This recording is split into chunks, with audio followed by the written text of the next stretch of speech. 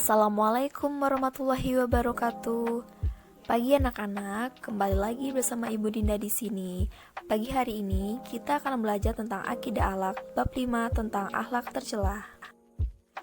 Baik anak-anak ibu yang soleh dan soleha, hari ini kita akan belajar tentang akhlak tercela, yaitu marah. Salah satu sifat yang hanya akan mendatangkan kerugian bagi kita, baik di dunia maupun di akhirat. Sebagai seorang mukmin, tidak layak bagi kita untuk memiliki sifat pemarah tersebut. Maka hendaknya bagi kita berdoa dan berlindung kepada Allah supaya dihindarkan dari sifat pemarah tersebut. Mari simak penjelasan ibu berikut ini. Marah atau ghadab adalah reaksi dari perasaan kecewa atau tidak senang karena diperlakukan tidak baik. Orang yang memiliki sifat pemarah akan mudah tersinggung meskipun disebabkan oleh masalah kecil. Seseorang datang menghadap Rasulullah SAW. Lalu ia berkata, "Ya Rasulullah, ajari aku ilmu yang dapat mendekatkanku menuju surga dan menjauhkan aku dari neraka." Lalu Rasulullah menjawab, "Janganlah marah, maka kau akan berhak mendapatkan surga." Kemarahan dalam diri seseorang bisa dilihat melalui tanda-tanda yang ada dan bisa dilihat serta dirasakan. Apa aja sih Bu tanda-tandanya? Yang pertama, mengejangnya urat dan otot disertai memerah wajah dan kedua mata. Kedua, wajah yang cemberut dan muram. 3. Bermusuhan. Keempat, membalas dendam tanpa memikirkan sebab dan akibatnya. يا أيها الذين آمنوا لا تتبعوا خطوات الشيطان ومن يتبع خطوات الشيطان فإنه يأمر بالفحشاء والمنكر ولولا فضل الله عليكم ورحمته ما زكى منكم من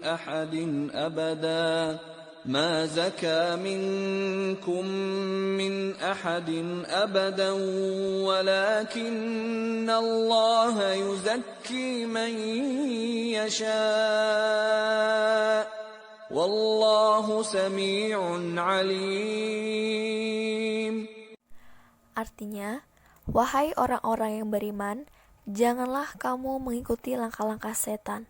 Barang siapa mengikuti langkah-langkah setan, maka sesungguhnya setan menyuruh mengerjakan perbuatan yang keji dan mungkar. Kalau bukan karena karunia Allah dan rahmatnya kepadamu, niscaya tidak seorang pun di antara kamu bersih dari perbuatan keji dan mungkar itu selama-lamanya. Tetapi Allah membersihkan siapa yang Dia kehendaki dan Allah Maha Mendengar, Maha Mengetahui. Anak-anak yang Ibu sayangi, Islam adalah agama yang penuh dengan kasih sayang, pemaaf, serta penuh dengan ajaran yang santun. Islam melarang seseorang berbuat marah karena marah tidak bermanfaat sama sekali. Bahkan, marah hanya akan menyisakan banyak kerugian bagi diri sendiri maupun orang sekitar. Anak-anak, adapun bahaya yang diakibatkan dari seseorang yang memiliki sifat pemarah, baik pada dirinya sendiri maupun orang lain. Yang pertama, bahaya marah bagi diri sendiri. Yang pertama, marah dapat meretakkan hubungan persaudaraan dan pertemanan. Kedua, orang yang suka marah akan dijauhi orang. Ketiga, jika tidak bisa menahan marah, dapat mengakibatkan penyakit tumbuh dengan sendirinya. Yang keempat, orang yang marah akan mendapat dosa. Terlebih lagi, jika marahnya berkepanjangan, merusak barang, baik miliknya maupun milik orang lain. Selanjutnya, bahaya marah bagi orang lain. Yang pertama, membuat orang lain tidak mau berurusan dengannya. Hal ini dapat menimbulkan rasa takut dan benci. Yang kedua, meninggalkan kerusakan sehingga membuat kerugian bagi orang lain. Ketiga, merusak perdamaian karena pemarah biasanya mendahulukan emosi daripada kesabaran.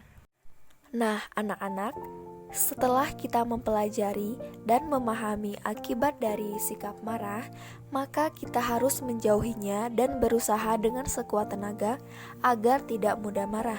Adapun beberapa cara agar kita mampu menahan dan terhindar dari sifat marah. Yang pertama, berpikir tentang ayat atau hadis Nabi tentang keutamaan menahan marah. Kedua, menakut-nakuti diri dengan siksa Allah Subhanahu wa Ta'ala bila ia tetap meluapkan amarahnya. Ketiga, menakut-nakuti dirinya tentang akibat dari permusuhan dan pembalasan. Yang keempat, membaca ta'awudz atau a'udzubillahi minasyaitonirrajim.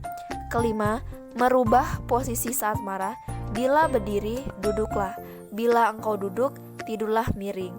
Dan yang terakhir, diam serta menjaga lisan. Baik anak-anak, mungkin itu saja yang dapat Ibu sampaikan tentang pembelajaran pada pagi hari ini. Setelah ini Ibu akan memberikan 5 soal dan dikerjakan di buku latihan.